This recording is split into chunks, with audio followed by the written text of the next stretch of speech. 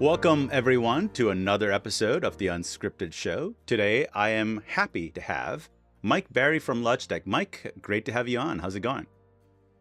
Hey, Nathan. I'm great today. Thank you for having me. It's exciting to be part of the show. Yeah, thanks for being here. So just give us a quick introduction in terms of what you do at Logitech, because I'm sure everyone would love to know your background. Absolutely. So I'm the head of AV Telecom and B2B acceleration here at Logitech. It's two small IT teams. One manages all of the voice and video for the company. So that's our software clients as well as the hardware in meeting rooms and how our users are communicating with each other on a daily basis. Then B2B acceleration actually looks at our product groups, integrates them, supports our teams in demoing these products with accounts on our major platforms, and looks to actually tell the company how an IT team expects to integrate these products. So using our product as a customer. Wow. So your customer is not just the internal Logitech customer, it's our actual field customers as well. Partners, everyone. It's our business who are interacting with our field and the customers, as well as some of the customers on a regular basis. I would be the first in saying that I love to communicate with other AV leads and telecom leads as well, learn what they're doing and share our good practices and good stories. That's great. And so many best practices you've learned. So that's what I wanted to talk about today. A couple years ago, we went through this process of understanding what our new needs were going to be post-pandemic. So I want you to talk about the journey as to how we got to where we are. I won't spoil where we're at because I'd like you to talk about how we built our offices or rebuilt our offices. But talk about the journey. How did we arrive at the point where we needed a new way of working in our offices and we had to redesign? We've been incredibly lucky at Logitech that we've always embraced hybrid work, a mixture of people at home and in the offices. But as we came to the pandemic, we were also at a point where we were looking for either new spaces or evolved spaces for some of our offices. Because we had regularly done work from home week at Logitech before the pandemic, this was something we ran on an annual basis to champion the benefits of hybrid working. We knew that certain people like to work in different ways. Each office has a unique draw that brings people to the office every day. If you talk to our head of workplace services, he talks regularly about earning the commute. So what we did is we looked at the different offices that we were about to start the evolution process on, whether it was a refurb of a current office or whether it was a brand new office. So we had three incredible learning examples. We had a refurb of our headquarters in Switzerland. We had an office move in Cork, and then we had a large-scale office move in San Jose. So we had three experiences that we could learn from and iterate. So with our first one in Lausanne in Switzerland, we took the initiative to actually speak to all of our teams.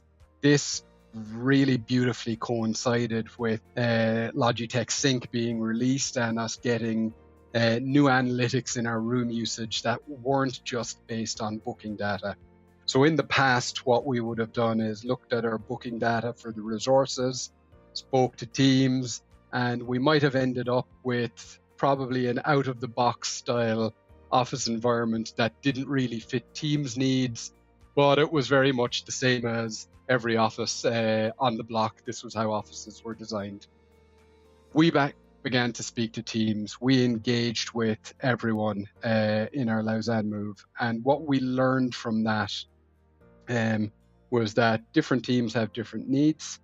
We use some spaces more than others. And we were quickly catching on to the idea of every meeting room being 4 to 6 people was not the ideal office space. And that was traditionally where we were.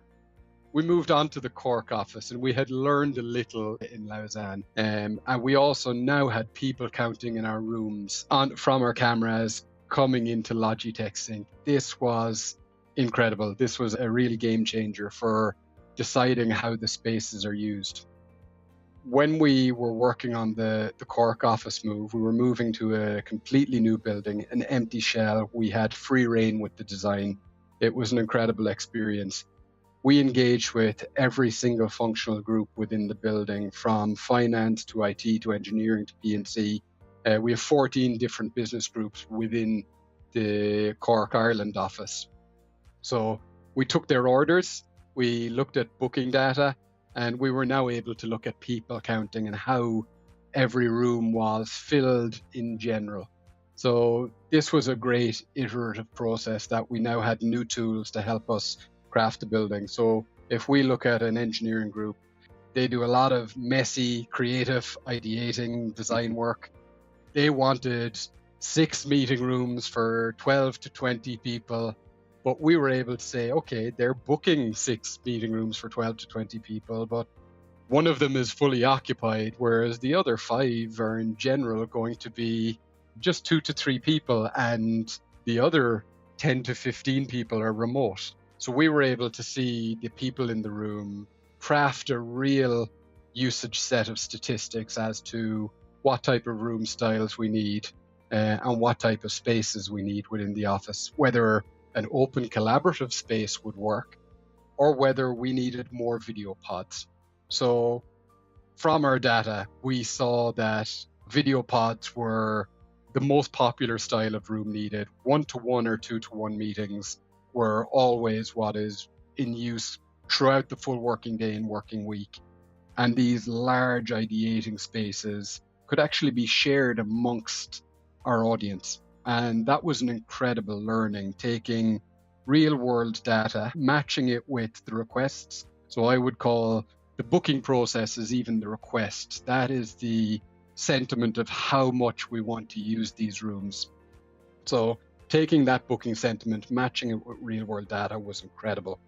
So that was the Cork office. And then our engineers, our product team gave us new tools moving to San Jose. We were able to see the time of day occupation of the rooms as well. So we were able to see that in our old office, that post-pandemic, we were seeing Tuesday, Wednesday, and Thursday full offices. We were seeing morning time, 10 a.m. to noon, and after lunch, 2 p.m. to 4 p.m. All of our rooms were busy. So if we looked purely at the old data, which was again booking data, we now had people counting. Again, it wasn't giving us full accuracy, but seeing time of day occupation of rooms and day of the week occupation of rooms allowed us to gain better insights as to what days were busiest, when rooms are fully in use, whether, again, open collaboration spaces and war room tables might be more suitable. And then matching this with workplace experience, I think IT working closely with workplace experience teams, working closely with all of the teams requesting these unique spaces, and having a really direct engagement with our architects and designers was an incredible experience. And we're creating great spaces. We're learning all of the time. We concentrate on having moldable and modifiable spaces because as we learned from the pandemic, what was valid pre-pandemic quickly became invalid and not how we use an office. So we took an idea of that. We will always strive to make process. So thinking about cabling, making it easy to change cabling, make it easy to switch a room has given us incredible flexibility going forward. Couple things in there. One, you mentioned PNCs, just for the audience, that's people and culture. That's what we call our HR group within Logitech. Number two, I think we've often called our new offices the living lab.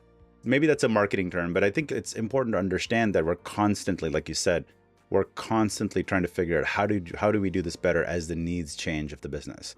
And the needs are going to change. There's no doubt about it, right? As the requirements change, we will evolve. But talk about these collapsible spaces, because I've been to our San Jose office. It's beautifully built, and I love the fact that you can just pull up the app, find a desk, book it for the day. When you get there, you plug one cable in. It just magically works, right? It's like it takes all that frustration away from me coming in from Chicago, coming into San Jose, trying to find a space. Is this a thing of the past now? So I love the fact that we've been able to do that. But it obviously took a long way to get here. And it also sounds like you've used both qualitative and quantitative data to figure out what the people want. I think that's the big difference here, because most times I've seen this built as we have this idea, that this is what people need, and we just go deploy it. We've done this for 30 years, 40 years even, right? But the game is different now because we have the analytics, right? We have the analytics inside the room, outside the room, between the booking platforms. I guess my next question is, what have we learned from this entire experience? Because clearly we've got something special and it's working really well, but I'm sure there's things you're probably thinking we could have done it differently this way or deployed this instead. So talk to us about the learning so that we can share that with the audience as well as they're planning their offices. I think the first key learning is that every space is going to be different. Like I mentioned, in the Cork team, we have 14 different functional groups. The needs of 14 different functional groups is going to be different from that office to a sales office to a headquarters that has LT team at it, that might need a boardroom or different style of meeting room. So that's the first one learning that we would have, is that every space is different because of different functional needs, also because of different cultural needs. Here in Ireland, where I am, my commute is 30 minutes, whereas somewhere where there's a 2-hour commute, they're going to need a bigger draw to get people to come to the office and during that commute. As you correctly pointed out, some of the new learnings we're getting now is around that desk space, around that space outside of the meeting rooms. So since we've launched our Logidoc Flex and desk booking systems, we're now also getting new learnings on that part of the building. And this is giving us an incredible set of assets and statistics to actually right-size what we're doing in the office. And that's where, as well as being a learning, being an actual method or a strategy that we employ is quickly changeable, quickly modifiable spaces to actually right-size what we're doing.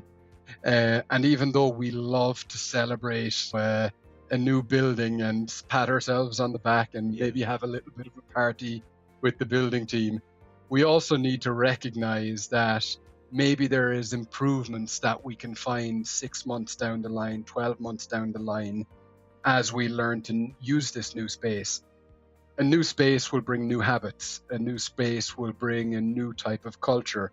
People might sit with different teams and different team members. So not only does the old data that helped us design the space, it's incredibly important, but the new habits, the new culture of a new space must be embraced as well.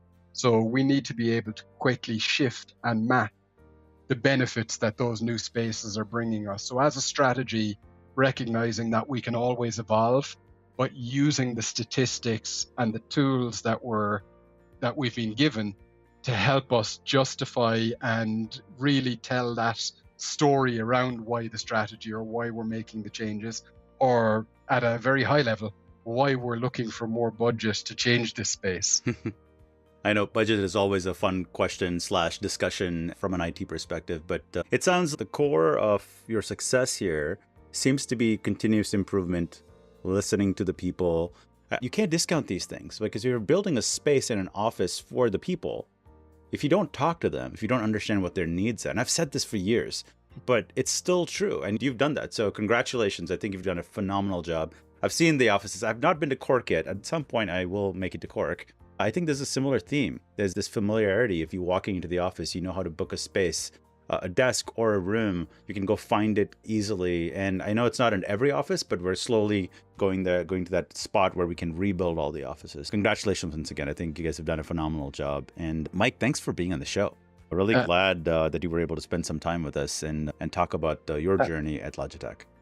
Absolutely. And if I can leave us with 3 words that I would say that have helped us get to where we are. Success is never final, but flexibility, empathy for the end user, and metrics is what's helping us define our office spaces and evolve. And we will keep using those 3 keywords, flexibility, empathy, and metrics, to get to the next space and evolve even further. You know what? It's made your team successful. I don't see why that shouldn't continue into the future success. Mike, thanks again. That's another episode of Unscripted. See you next time.